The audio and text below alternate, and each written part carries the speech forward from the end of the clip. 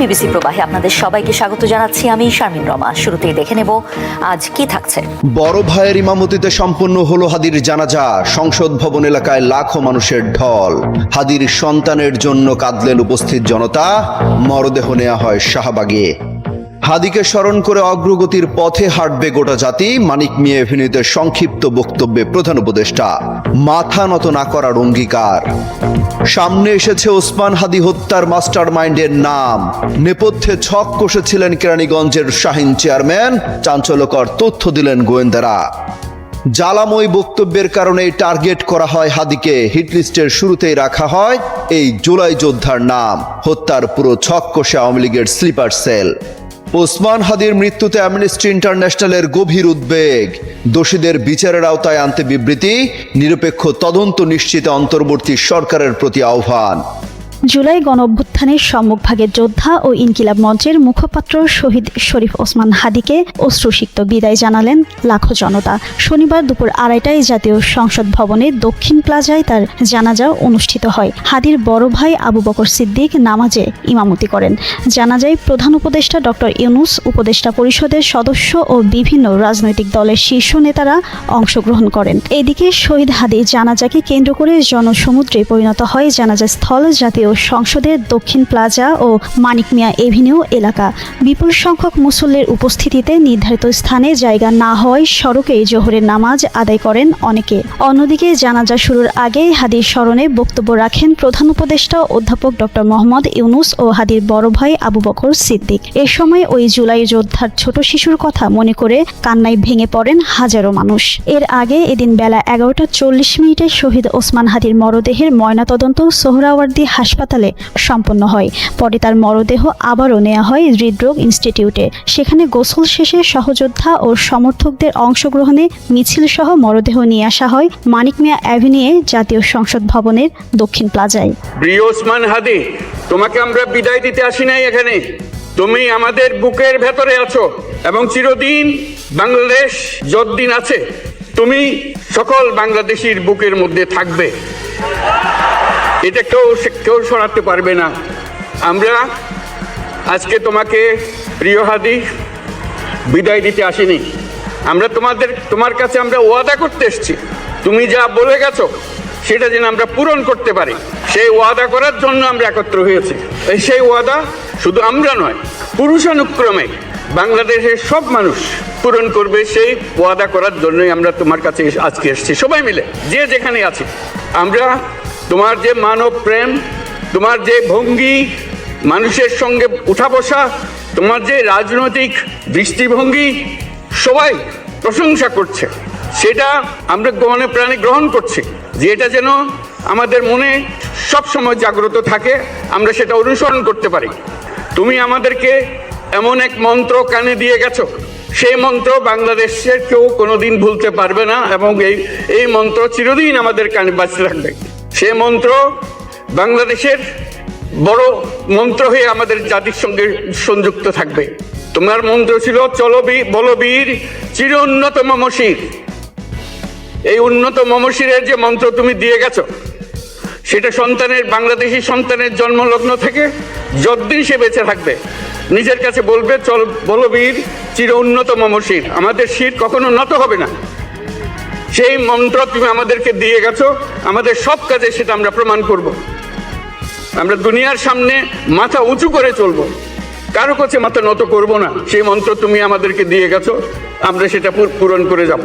প্রিয় হাদি, তুমি নির্বাচনে অংশগ্রহণ করতে চেয়েছিলে এবং সেই নির্বাচনে অংশগ্রহণ করতে গিয়ে নির্বাচন কিভাবে করতে হয় তারও একটা প্রক্রিয়া জানিয়ে গেছে আমাদেরকে।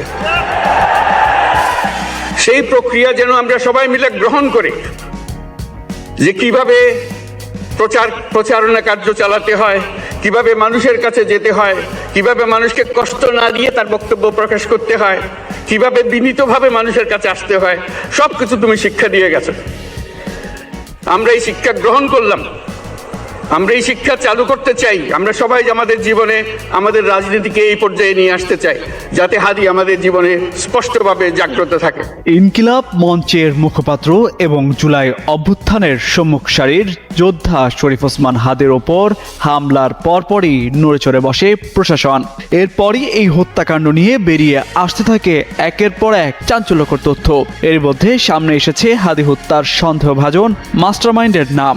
হত্যার নেপথ্যে ঢাকার কেরানীগঞ্জ উপজেলার সাবেক চেয়ারম্যান শাহিন আহমেদ ওরফে শাহিন চেয়ারম্যানের নাম উঠে এসেছে গোয়েন্দার প্রতিবেদনে। কিলিং মিশন বাস্তবায়নের অর্থ এবং অস্ত্রের যোগানদাতা ছিলেন তিনি নিজেই। এছাড়া চাঞ্চল্যকর এই হত্যাকাণ্ডে শাহিন চেয়ারম্যানের সহযোগী হিসেবে আরও কয়েকজনের যোগসূত্র থাকতে পারে জানতে পেরেছে তদন্ত সংশ্লিষ্টরা। গোয়েন্দা সংস্থার দায়িত্বশীল একটি সূত্র জানায়, শাহিন চেয়ারম্যান ছাড়াও হত্যাকাণ্ডের সঙ্গে জড়িত সন্দেহে নিষিদ্ধ ঘোষিত সংগঠন গোপালগঞ্জ জেলা ছাত্রলীগের সাবেক সভাপতি আব্দুল হামিদকে হন্যে হয়ে খুঁজছে পুলিশ। প্রাপ্ত তথ্য অনুযায়ী হাদির উপর হামলার পর ঘাতকদের ঢাকা থেকে সীমান্ত পর্যন্ত পালিয়ে যেতে সহায়তা করেন হামিদ। জুলাই বিপ্লবে শরীফ ওসমান হাদির ভূমিকা এবং গত বছর 5 আগস্টের পর থেকে তার বিভিন্ন বক্তব্য ও সামগ্রিক কর্মকাণ্ডে ফ্যাসিস্ট আওয়ামী লীগ চরম ক্ষুব্ধ ছিল। দলটি হাদিকে আওয়ামী লীগ এবং তাদের দোসরদের জন্য বড় বিপদ হিসেবে চিহ্নিত করে। এরপরই হিট লিস্টের প্রথম টার্গেট হিসেবে হাদিকে হত্যার ছক কষা হয়। স্থানীয়রা জানান, শাহিন আহমেদ দীর্ঘদিন ঢাকার দক্ষিণ কেরানীগঞ্জ থানা আওয়ামী লীগের সভাপতি ছিলেন, তবে তিনি মাফিয়ার ডন হিসেবেই বেশি পরিচিত। শেখ হাসিনা আমলে তিনি ছিলেন সাবেক বিদ্যুৎ ও জ্বালানি প্রতিমন্ত্রী নসরুল হামিদ বিপুর ডানহাত। 5 আগস্টের পট পরিবর্তনের পর প্রভাবশালী আওয়ামী লীগ নেতাদের অনেকের মতো শাহিন চেয়ারম্যানও সীমান্ত পার হয়ে ভারতে চলে যেতে সক্ষম হন। সম্প্রতি তিনি দেশের মধ্যে আওয়ামী লীগের হিট লিস্ট প্ল্যান বাস্তবায়ন করতে বিভিন্ন অ্যাপসে মুঠোফোনে দেশে থাকা স্লিপার সেলের সদস্যদের সঙ্গে যোগাযোগ শুরু করেন। আইনশৃঙ্খলা বাহিনীর একজন কর্মকর্তা যুগান্তরকে জানান, কয়েকটি হোয়াটসঅ্যাপ কল এবং খুদে বার্তার সূত্রে হাদি হত্যায় শাহিন চেয়ারম্যানের সম্পৃক্ততা পাওয়া গেছে। ঘটনার আগে এবং পরে কিলারদের সঙ্গে পলাতক ছাত্রলীগ নেতা হামিদের একাধিকবার যোগাযোগ করার প্রমাণও মিলছে। শরীফ ওসমান হাদি হত্যা মামলার তদন্ত প্রসঙ্গে জানতে চাইলে ঢাকা মহানগর পুলিশের অতিরিক্ত কমিশনার শফিকুল ইসলাম শুক্রবার রাতে জানান, সর্বোচ্চ গুরুত্ব দিয়ে মামলাটি তদন্ত করা হচ্ছে। খুব শিগগিরই এই ঘটনা মাস্টারমাইন্ড সহ পরিকল্পনাকারীদের সবার নামই জানা সম্ভব হবে। নির্বাচনী প্রচারণা শেষে রিকশায় করে ফিরছিলেন ইনকিলাব মঞ্চের মুখপাত্র ঢাকা 8 আসনের সম্ভাব্য স্বতন্ত্র প্রার্থী শরীফ ওসমান হাদি। তবে রাজধানীর বিজয়নগরের বক্স কালভার্ট রোডে তার রিকশা আসতেই মোটরসাইকেলে করে 2 আততায়ী গুলি চালান হাদিকে লক্ষ্য করে। প্রায় 1 সপ্তাহ মৃত্যুর সঙ্গে পাঞ্জা লড়ার পর বৃহস্পতিবার না ফেরার দেশে পানি জমান এই জুলাই যোদ্ধা। তার মৃত্যুতে শোকে স্তব্ধ পুরো জাতি। দেশের গণ্ডি পেরিয়ে আন্তর্জাতিক গণমাধ্যমেও উঠে এসেছে হাদির হত্যাকাণ্ড ইস্যু। এমন পরিস্থিতিতে ওসমান হাদির হত্যাকাণ্ড নিয়ে গভীর উদ্বেগ জানিয়েছে আন্তর্জাতিক মানবাধিকার সংস্থা অ্যামনেস্টি ইন্টারন্যাশনাল। শুক্রবার রাতে সামাজিক যোগাযোগ মাধ্যম এক্সে দেওয়া এক বিবৃতিতে অ্যামনেস্টি ইন্টারন্যাশনাল জানায়, সহিংসতা ও হত্যাকাণ্ডের জন্য দায়ীদের ন্যায্য বিচারের আওতায় আনতে অবিলম্বে পদক্ষেপ নেওয়া প্রয়োজন। একই সঙ্গে এই হত্যাকাণ্ডের দ্রুত, স্বাধীন ও নিরপেক্ষ তদন্ত নিশ্চিত করতে অন্তর্বর্তী সরকারের প্রতি আহ্বান জানিয়েছে সংস্থাটি। এর আগে গেল 12 ডিসেম্বর রাজধানীর পুরানা পল্টনের বক্স কালভার্ট সড়কে নির্বাচনী প্রচারণার সময় চলন্ত মোটরসাইকেল থেকে দুর্বৃত্তরা রিকশায় থাকা ওসমান হাদিকে গুলি করে। গুরুতর আহত অবস্থায় তাকে ঢাকা মেডিকেল কলেজ হাসপাতালে হয়ে এভার কেয়ার হাসপাতালে ভর্তি করা হয়। পরে উন্নত চিকিৎসার জন্য 15 ডিসেম্বর এয়ার অ্যাম্বুলেন্সে সিঙ্গাপুরে নেওয়া হলে 18 ডিসেম্বর সেখানে চিকিৎসাধীন অবস্থায় তার মৃত্যু হয়। শুক্রবার সন্ধ্যায় ওসমান হাদির মরদেহ দেশে আনা হয়। ইনকিলাব মঞ্চ জানিয়েছে, পরিবারের সিদ্ধান্ত অনুযায়ী জাতীয় কবি কাজী নজরুল ইসলামের কবরের পাশে তাকে সমাহিত করা হবে। আসন্ন জাতীয় সংসদ নির্বাচনের ঢাকা 8 আসনের সম্ভাব্য স্বতন্ত্র প্রার্থী শরীফ ওসমান হাদিকে হত্যার ঘটনায় ফুঁসে উঠেছে পুরো দেশ। বৃহস্পতিবার হাদির মৃত্যুর খবর গণমাধ্যমে প্রকাশিত হওয়ার পরপরই রাজধানী সহ দেশের বিভিন্ন স্থানে বিক্ষোভ শুরু করে বিক্ষুব্ধ ছাত্র জনতা। শাহবাগে অবস্থান নিয়ে হত্যাকারীদের বিচারের দাবিতে স্লোগান দেন হাদি সমর্থকরা। এদিকে ইনকিলাব মঞ্চের আহ্বায়ক শরীফ ওসমান বিন হাদির হত্যাকাণ্ডে গভীর উদ্বেগ প্রকাশ করেছে জাতিসংঘ। একই সঙ্গে এই হত্যাকাণ্ডের কারণ অনুসন্ধানে বাংলাদেশ সরকারকে দ্রুত ও নিরপেক্ষ, পুঙ্খানুপুঙ্খ ও স্বচ্ছ তদন্তের আহ্বান জানিয়েছে সংস্থাটি। এক বিবৃতিতে মানবাধিকার কমিশনার ফলকার তুর্ক দেশে শান্তি বজায় রাখা এবং দায়ীদের জবাবদিহিতা নিশ্চিত করার উপরও জোর দেওয়া হয়েছে। জেনেভা থেকে পাঠানো ওই বিবৃতিতে জাতিসংঘের মানবাধিকার কমিশনার বলেন, গত বছর বাংলাদেশে ছাত্র জনতার গণ আন্দোলনের বিশিষ্ট নেতা শরীফ ওসমান বিন হাদির হত্যাকাণ্ডে তিনি গভীরভাবে মর্মাহত। তিনি উল্লেখ করেন, গত সপ্তাহে গুলিবিদ্ধ হয়ে আহত হওয়ার পর গতকাল সিঙ্গাপুরে চিকিৎসাধীন অবস্থায় মৃত্যুবরণ করেন হাদি। এই ঘটনার প্রেক্ষিতে ফলকার তুর্ক সবাইকে শান্ত থাকার এবং সহিংসতা থেকে বিরত থাকার আহ্বানও জানান। বিবৃতিতে তিনি বলেন, প্রতিশোধ কেবল বিভেদকে আরও গভীর করবে এবং সবার অধিকার ক্ষুণ্ণ করবে। একই সঙ্গে তিনি অন্তর্বর্তী সরকারকে হাদির মৃত্যুর কারণ নির্ধারণে দ্রুত, নিরপেক্ষ, পুঙ্খানুপুঙ্খ ও স্বচ্ছ তদন্ত পরিচালনার আহ্বান জানান। পাশাপাশি দায়ীদের বিরুদ্ধে যথাযথ আইনি প্রক্রিয়া ও জবাবদিহিতা নিশ্চিত করার তাগিদও দেন। বিবৃতিতে ফলকার তুর্ক আরও বলেন, আগামী ফেব্রুয়ারিতে অনুষ্ঠেয় জাতীয় সংসদ নির্বাচনের আগে জনজীবনে গুরুত্বপূর্ণ ব্যক্তিদের নিরাপত্তা নিশ্চিত করতে সরকারকে প্রয়োজনীয় ব্যবস্থা নিতে হবে। এর আগে ত্রয়োদশ জাতীয় সংসদ নির্বাচন ও গণভোটের তফসিল ঘোষণার পরদিন 12 ডিসেম্বর জুমার নামাজের পর রাজধানীর বিজয়নগরের বক্স কালভার্ট রোড এলাকায় মোটরসাইকেলে আসা 2 সন্ত্রাসীর গুলিতে মারাত্মক আহত হন ওসমান হাদি। রিকশায় থাকা অবস্থায় তার মাথায় গুলি লাগে। প্রথমে তাকে ঢাকা মেডিকেল কলেজ হাসপাতালে চিকিৎসা দেয়া হয়, পরে অবস্থার অবনতি হলে তাকে এভারকেয়ার হাসপাতালে ভর্তি করা হয়। সেখান থেকে উন্নত চিকিৎসার জন্য সরকারিভাবে তাকে সিঙ্গাপুরে পাঠানো হয়। তবে সেখানে চিকিৎসাধীন অবস্থায় বাংলাদেশ সময় বৃহস্পতিবার রাত 9টা 45 সিঙ্গাপুর জেনারেল হাসপাতালে তিনি মৃত্যুবরণ করেন। চিকিৎসাধীন অবস্থায় সিঙ্গাপুরে মারা যাওয়া ওসমান হাদির মরদেহ বহনকারী ফ্লাইট দেশে পৌঁছেছে। শুক্রবার বিকেল 5টা 48 ওসমান হাদির মরদেহ বহনকারী বিমানটি ঢাকার হযরত শাহজালাল আন্তর্জাতিক বিমানবন্দরে অবতরণ করে। এ সময় অন্তর্বর্তী সরকারের উপদেষ্টা ও বিভিন্ন রাজনৈতিক দলের নেতারা তার প্রতি শ্রদ্ধা নিবেদন করেন। আমরা আছি মানিক মিয়া এভিনিউতে এবং সংসদ ভবনের দক্ষিণ প্লাজায় ইনকিলাব মঞ্চের আহ্বায়ক শরীফ ওসমান হাদির জানাজা উপলক্ষেই সকাল থেকেই এখানে প্রচুর মানুষ আসতে শুরু করেন এবং দুপুর 12টার আগেই এই সংসদ ভবনের দক্ষিণ প্লাজার যে মাঠটি যেখানে জানাজা অনুষ্ঠিত হবে সেটি কানায় কানায় পরিপূর্ণ হয়ে যায়। এই জানাজায় অংশগ্রহণ করার জন্য সকাল থেকেই দলে দলে কেউ কেউ মিছিল নিয়ে এসেছেন, ব্যক্তিগতভাবেও এখানে মুসল্লিরা এসেছেন এবং হাদিকে যারা পছন্দ করেন তারা এসেছেন। আমরা দেখেছি যে এখানে গোলামি না আজাদি, নারায়ে তাকবীর, আল্লাহু আকবার এই ধরনের স্লোগান দিয়ে তারা এখানে এসেছেন। দিল্লি না ঢাকা এই ধরনের স্লোগানও তারা দিয়েছেন এবং জানাজায় প্রচুর মানুষের ভিড় কিন্তু হয়েছে এবং এই মানুষের ভিড়ের কারণে সংসদ ভবনের দক্ষিণ প্লাজার মাঠ, পেছনের মাঠ এবং এই যে মানিক মিয়া এভিনিউ পুরোটি কিন্তু দুপুরের আগেই কানায় কানায় পরিপূর্ণ হয়ে যায়। এরপরে আমরা যেটি দেখতে পাচ্ছি যে এই জানাজায় প্রবেশের জন্য আইন শৃঙ্খলা রক্ষাকারী বাহিনীর ব্যাপক সংখ্যক সদস্যদের মোতায়েন করা হয়েছে। সেনাবাহিনী, পুলিশ, বিজিবি, আনসার, র্যাব প্রত্যেকটি বাহিনীর সদস্যরা কিন্তু এখানে নিরাপত্তার দায়িত্বে রয়েছেন এবং যারা সকাল থেকেই প্রবেশ করেছেন তাদেরকে সবাইকে নিরাপত্তা তল্লাশি পেরিয়ে কিন্তু এই মানিক মিয়া এভিনিউ এবং সংসদ ভবন চত্বরে আসতে হয়েছে। শরীফ ওসমান হাদি আপনারা জানেন যে 12ই ডিসেম্বর তাকে গুলি করা হয় এবং তাকে উন্নত চিকিৎসার জন্য সিঙ্গাপুরে নিয়ে যাওয়া হলে 18ই ডিসেম্বর রাতে তার মৃত্যু হয়। তো ওসমান হাদির এই মৃত্যুকে ঘিরে কিন্তু সারা বাংলাদেশে একটা উত্তেজনাও সৃষ্টি হয় এবং আমরা দেখেছি যে তার এই মৃত্যুকে কেন্দ্র করে সারা বাংলাদেশেই এক ধরনের শোকের পরিবেশ সৃষ্টি হয়েছে এবং বাংলাদেশে এই আজকের এই দিনটি 20 ডিসেম্বর শনিবার রাষ্ট্রীয় শোক পালন করা হচ্ছে এবং হাদিকে এই সংসদ ভবন এলাকায় জানাজা শেষ করে তাকে ঢাকা বিশ্ববিদ্যালয়ে দাফন করা হবে এমনটি কিন্তু জানা গেছে। ঢাকা বিশ্ববিদ্যালয়ের কেন্দ্রীয় মসজিদের পাশে যেখানে জাতীয় কবি কাজী নজরুল ইসলামের সমাধি রয়েছে সেই কম্পাউন্ডেই ইনকিলাব মঞ্চের আহ্বায়ক শরীফ ওসমান হাদিকে সমাহিত করা হয়েছে। বিকেল 3:30 পরে এই তার দাফন কার্য শেষ হয়। দাফন শেষে এখানে তার পরিবারের সদস্যরা এবং তার বন্ধু এবং আরও অনেকেই বক্তব্য দেন। আর আমরা দেখতে পেয়েছি যে এই দাফন এবং তাকে সমাহিত করার যে পুরো প্রক্রিয়া সেটি সম্পন্ন করার জন্য পুরো ঢাকা বিশ্ববিদ্যালয় এলাকাটি কিন্তু নিরাপত্তার চাদরে মুড়ে ফেলা হয়। এর আগে 2:30টার দিকে জাতীয় সংসদের সামনে সেখানে হাদির জানাজা অনুষ্ঠিত হয়।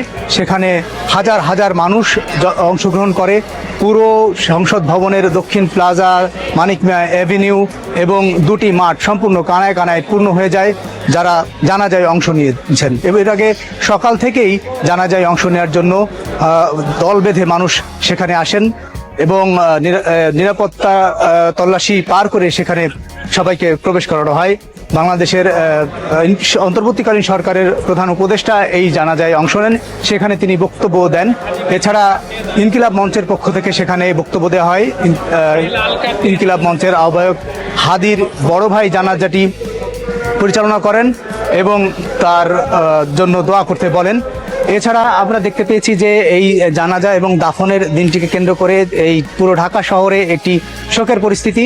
সরকার এই দিনটিকে রাষ্ট্রীয় শোক ঘোষণা করে এবং পুরো শাহবাগেও আমরা দেখেছি যে ইনকিলাব মঞ্চের পক্ষ থেকে কিন্তু জড়ো হচ্ছে এবং এখানে একটা তারা কিন্তু প্রতিবাদও করে যাচ্ছে এবং নানা রকম স্লোগান তারা এখানে দিচ্ছেন।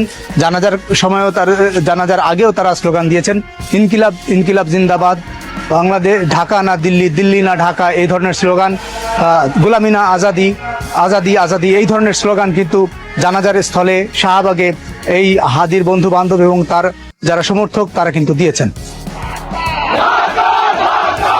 ইনকিলাব মঞ্চের পক্ষ থেকে হাদিকে হত্যার সঙ্গে যারা জড়িত তাদের পরিকল্পনাকারী এবং এই তাদের ভাষায় এই খুনি চক্রের বিষয়ে সুনির্দিষ্ট তথ্য দেওয়ার দাবি জানানো হয়েছে এবং 24 ঘন্টার একটি আলটিমেটাম দেওয়া হয়েছে জানাজার জায়গা থেকে, ইনকিলাব মঞ্চের পক্ষ থেকে।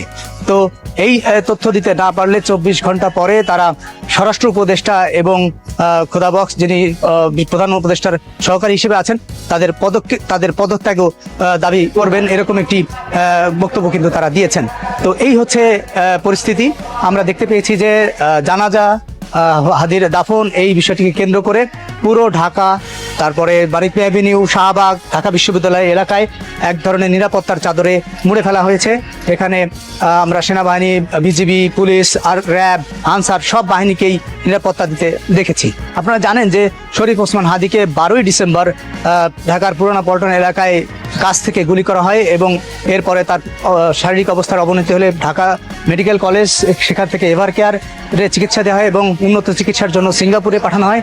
সিঙ্গাপুর থেকে 18 ডিসেম্বর তাকে আসলে মৃত ঘোষণা করা হয় এবং 19 তারিখে শরীফ ওসমান হাদির মরদেহ বাংলাদেশে আসে এবং 20 ডিসেম্বর জানাজা শেষে এই ঢাকা বিশ্ববিদ্যালয়ের কেন্দ্রীয় মসজিদের পাশে যেখানে কাজী নজরুল ইসলামের সমাধি রয়েছে সেখানেই শরীফ ওসমান হাদিকে সমাহিত করা হয়।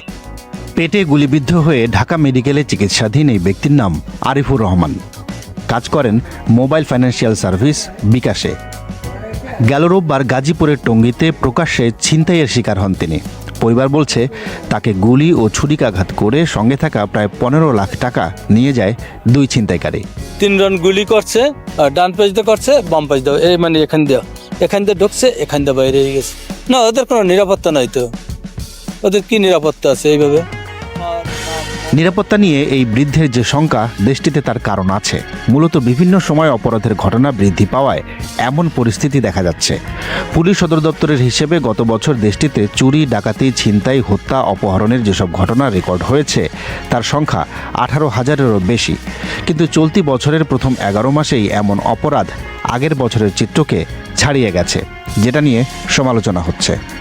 যে ধরনের আইনশৃঙ্খলা পরিস্থিতি থাকা প্রয়োজন, অর্থাৎ যে স্থিতিশীলতা থাকা প্রয়োজন, সেই স্থিতিশীলতার জায়গাটা তৈরি হচ্ছে না। কখনো মনে হচ্ছে একটু ভালোর দিকে যাচ্ছে, আবার কিছুদিন পরে সেটা আবার পূর্বের অবস্থায় ফিরে আসে। অর্থাৎ নতুন কোনো অস্থিরতা সৃষ্টি হলে সেটাকে খুব দ্রুততার সাথে মোকাবেলা করার ক্যাপাসিটি বা সক্ষমতার জায়গাটা আইনশৃঙ্খলা বাহিনীর মধ্যে আসলে পরিপূর্ণভাবে তৈরি হয় নাই। এর মধ্যেই আবার আছে বিভিন্ন থানা থেকে লুট হওয়া অস্ত্রের একটা অংশ 1.5 বছরেও উদ্ধার না হওয়া। তারই একটি মোহাম্মদপুর থানা। 2024 সালের 5ই অগাস্ট এই থানার সবগুলো অস্ত্র লুট হয়ে যায়। এই থানা থেকে যেসব অস্ত্র লুট হয়ে গেছে সেগুলোর মধ্যে SMG, LMGর মতো মারণাস্ত্র যেমন রয়েছে, তেমনি রিভলভার কিংবা শটগানের মতো আগ্নেয়াস্ত্র রয়েছে। একই সঙ্গে এই থানায় সাধারণ মানুষ তাদের লাইসেন্স করা যেসব অস্ত্র জমা দিয়েছিলেন 5ই অগাস্ট, সেগুলো লুট হয়ে যায়, যার একটা উল্লেখযোগ্য অংশ এখনো পর্যন্ত উদ্ধার করা সম্ভব হয়নি। একদিকে সকল অস্ত্র উদ্ধার না হওয়া, অন্যদিকে প্রচলিত অপরাধ বৃদ্ধির সঙ্গে সঙ্গে রাজনৈতিক কিংবা টার্গেট কিলিংয়ের ঘটনা নিরাপত্তা নিয়ে ভীতি বাড়িয়েছে। এমনকি নির্বাচনের এই সময়ে এসে আইন শৃঙ্খলা রক্ষাকারী বাহিনী কতটা নিরাপদ পরিবেশ তৈরি করতে পারছে সেটা নিয়েও প্রশ্ন তুলেছেন বিভিন্ন রাজনৈতিক দলের নেতারা। বলেছি যে সরকার জননিরাপত্তার বিষয়টায় দুর্বলতা রয়েছে, সরকারের আইন শৃঙ্খলা জায়গায় মানুষের এসে আস্থাটা এখনো আসে নাই। নতুন করে বাংলাদেশের শত্রুরা এই হত্যাকাণ্ডে মেতে উঠেছে। আশঙ্কা করছি যে এইরকম আরো ঘটনা ঘটতে পারে। কিন্তু এমন আস্থাহীনতার মধ্যেই নির্বাচন হতে যাচ্ছে। কিছুদিন পরই ৩০০ আসনে প্রচারণাতেও নামবেন দলগুলোর প্রার্থীরা। ফলে বিশেষত সেই সময় নিরাপত্তা রক্ষা আইন শৃঙ্খলা রক্ষাকারী বাহিনীর জন্য বড় চ্যালেঞ্জ হবে, তাতে কোনো সন্দেহ নেই। কিন্তু সেটার জন্য ঠিক কী পদক্ষেপ নেওয়া হচ্ছে? আমাদের প্রশিক্ষণের মূল ইস্যুটাই হচ্ছে কি নিরাপত্তাটা কিভাবে আমরা এনশিওর করব। তো ওই লক্ষ্যে আমরা কাজ করতেছি। এখন সেই জন্য আমরা অনেকগুলো রিস্ক অ্যাসেসমেন্টও করা হয়েছে, বিভিন্ন এক এক আসনে এক এক রকম ঝুঁকি, এবং ঝুঁকি ভেদে আমরা ওই জিনিসগুলো অ্যানালাইসিস করা হয়েছে এবং সেইভাবে আমরা নিরাপত্তাটা নিশ্চিত করব। আর এই ছাড়া যদি কোনো প্রার্থী মনে করে যদি তিনি নিরাপত্তাহীনতায় ভুগতেছেন, তাহলে সংশ্লিষ্ট থানা এবং পুলিশের সাথে উনি যোগাযোগ করতে পারেন, সেক্ষেত্রে পুলিশ অবশ্যই ব্যবস্থা নেবে। এর বাইরেও সরকারের নির্দেশে চেকপোস্ট এবং টহল কার্যক্রম বাড়িয়েছে পুলিশ। যৌথ বাহিনী নতুন করে শুরু করেছে অপারেশন ডেভিল হান্ট। পাশাপাশি সরকার রাজনৈতিক গুরুত্বপূর্ণ ব্যক্তি ও নির্বাচনে প্রার্থীদের জন্য অস্ত্রের লাইসেন্স ও গানম্যান নিয়োগ সহজ করে নতুন নীতিমালা জারি করেছে। দরকার হলে প্রতিরোধমূলক আটক, প্রিভেন্টিভ অ্যারেস্ট করতে হবে। 2001 সালের জাতীয় নির্বাচনে পুলিশ মহাপরিদর্শকের দায়িত্বে থাকা পুলিশের সাবেক এই শীর্ষ কর্মকর্তা বলছেন, তার ভাষায় অপরাধী চিহ্নিত করা, গ্রেপ্তার এবং জোরালো গোয়েন্দা কার্যক্রম থাকলে নির্বাচনের পরিস্থিতি সামাল দেওয়া খুব একটা কঠিন হবে না। ঘটনা ঘটে গেলে তো তার প্রতিকার করা, সেটা তো তখন ড্যামেজ হয়েই গেল। কিন্তু ঘটনা যাতে না ঘটতে পারে তার জন্য প্রতিরোধমূলক ব্যবস্থা নেওয়া, এবং প্রতিরোধমূলক ব্যবস্থা নেওয়ার একটা বড় হাতিয়ার হচ্ছে ইন্টেলিজেন্স কালেকশন। বিশৃঙ্খলা সৃষ্টি করতে পারে, এদের সম্বন্ধে তথ্য বা ইন্টেলিজেন্স থাকার কথা। আর যদি কমও থাকে তাহলে এখন থেকে এটা ভিগারাসলি ড্রাইভ দেওয়ার কথা। বাংলাদেশে চলতি বছরের শুরুতেই অপরাধী ধরতে যৌথ বাহিনীর প্রথম দফার অপারেশন ডেভিল হান্ট পরিচালিত হয়েছে। কিন্তু তাতে করে যে অপরাধের সংখ্যা কমেনি পুলিশ সদর দপ্তরের হিসেবেই সেটা স্পষ্ট। ফলে একদিকে অভ্যুত্থান পরবর্তী আইন শৃঙ্খলা রক্ষাকারী বাহিনীর মধ্যে দুর্বলতা, অন্যদিকে নির্বাচনের বহুমুখী জটিলতা। সব মিলিয়ে অন্তর্বর্তীকালীন সরকার নিরাপত্তা নিয়ে নাগরিকদের মধ্যে কতটা আস্থা তৈরি করতে পারছে সে প্রশ্ন থেকেই যায়। তাফসির বাবু, বিবিসি নিউজ বাংলা। পৃথিবীর এক প্রান্তে দাঁড়িয়ে আপনি যখন জীবনযাত্রার ব্যয় মেটাতে হিমশিম খাচ্ছি, সংসারের জাতাকলে পিষ্ট হচ্ছি, জীবন যাপনের বদলে সংগ্রাম করছি, তখন পৃথিবীর অপর প্রান্তে অর্থের এক রাজত্ব কায়েম করে বসে আছেন কেউ কেউ। ভোগবিলাস ও আয়েশি জীবনযাপনের পেছনে খরচ করছেন কারি কারি অর্থ। সে দলে আছেন আরব শেখদের পরিবার। ব্লুমবার্গের প্রকাশিত ওয়ার্ল্ড রিচেস্ট ফ্যামিলিজ 2025 শীর্ষক বার্ষিক প্রতিবেদনে উঠে এসেছে এমনই তথ্য। প্রতিবেদনে জানা গেছে কতটা বিত্তবান এই 3 আরব শেখের পরিবার। টাকার পাহাড়ের মালিক এই 3 আরব পরিবারের সম্পদের ফিরিস্তি জানাবো আজ আপনাদের। বিশ্বের 25টি ধনী পরিবার নিয়ে সম্প্রতি একটি প্রতিবেদন প্রকাশ করেছে ব্লুমবার্গ, যেখানে দেখা গেছে 1 বছরের ব্যবধানে সম্মিলিতভাবে এই পরিবারগুলোর সম্পদ বেড়েছে $358.7 বিলিয়ন। সব মিলিয়ে যার পরিমাণ এখন $2.9 ট্রিলিয়নেরও বেশি। এর মধ্যে যুক্তরাষ্ট্রের ওয়ালটন পরিবারের অবস্থান সবার ওপরে। এই পরিবারের সম্পদের পরিমাণ $513.4 বিলিয়ন। এর পরপরই অবস্থান আরব 3 পরিবারের। দ্বিতীয় অবস্থানে সংযুক্ত আরব আমিরাতের আল নাহিয়ান, তৃতীয় স্থানে সৌদি আরবের আল সৌদ ও চতুর্থ অবস্থানে কাতারের আল থানি পরিবার। এবার দেখে আসা যাক কতটা সম্পদের মালিক এই পরিবারগুলো। বিশ্বের দ্বিতীয় ধনী পরিবার হিসেবে তালিকাভুক্ত হয়েছে আবুধাবির শাসক আল নাহিয়ানের পরিবার। এই পরিবারের মোট সম্পদের পরিমাণ $335.9 বিলিয়ন। পরিবারটির বর্তমান প্রধান শেখ মোহাম্মদ বিন জায়েদ আল নাহিয়ান দেশটির প্রেসিডেন্ট হিসেবেও দায়িত্ব পালন করছেন। আবুধাবির এই রাজ পরিবারটির বেশ কয়েকজন সদস্য সরকার ও ব্যবসা প্রতিষ্ঠানের বিভিন্ন গুরুত্বপূর্ণ দায়িত্বেও রয়েছেন। এর মধ্যে অন্যতম শেখ তাহনুন, যিনি জাতীয় নিরাপত্তা উপদেষ্টা হিসেবে দায়িত্ব পালন করছেন। আবুধাবির দুটি সার্বভৌম সম্পদ তহবিল তদারকি করছেন তিনি, যেগুলোর সম্মিলিত সম্পদের পরিমাণ আনুমানিক $1.4 ট্রিলিয়ন। এর বাইরে প্রতিবেদনে বলা হয়েছে, দেশটির অর্থনীতি তেল সমৃদ্ধ হলেও তেল আবিষ্কারে বহু আগে থেকেই পরিবারটি আঞ্চলিক শাসন ও অর্থনৈতিকভাবে প্রভাব বিস্তার করে আসছে।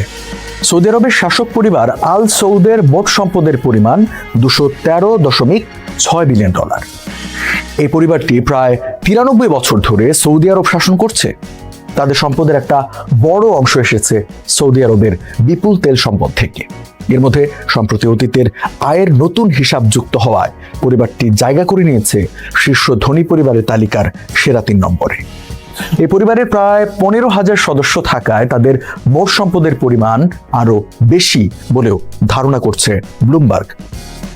কেননা রাজপরিবারের অনেক সদস্যই সরকারি চুক্তি ও জমি কেনাবেচায় মধ্যস্থতা করে। তাছাড়া আরামকোর মতো রাষ্ট্রীয় প্রতিষ্ঠানের সঙ্গে যুক্ত ব্যবসাও গড়ে তুলেছে পরিবারটি। এর বাইরে সৌদি আরবের সার্বভৌম তহবিল পাবলিক ইনভেস্টমেন্ট ফান্ড PIF বর্তমানে প্রায় $1 ট্রিলিয়ন সম্পদ পরিচালনা করছে। আর বর্তমান যুবরাজ মোহাম্মদ বিন সালমান তো ব্যক্তিগতভাবে একাই প্রায় $1 বিলিয়ন বেশি সম্পদ নিয়ন্ত্রণ করেন।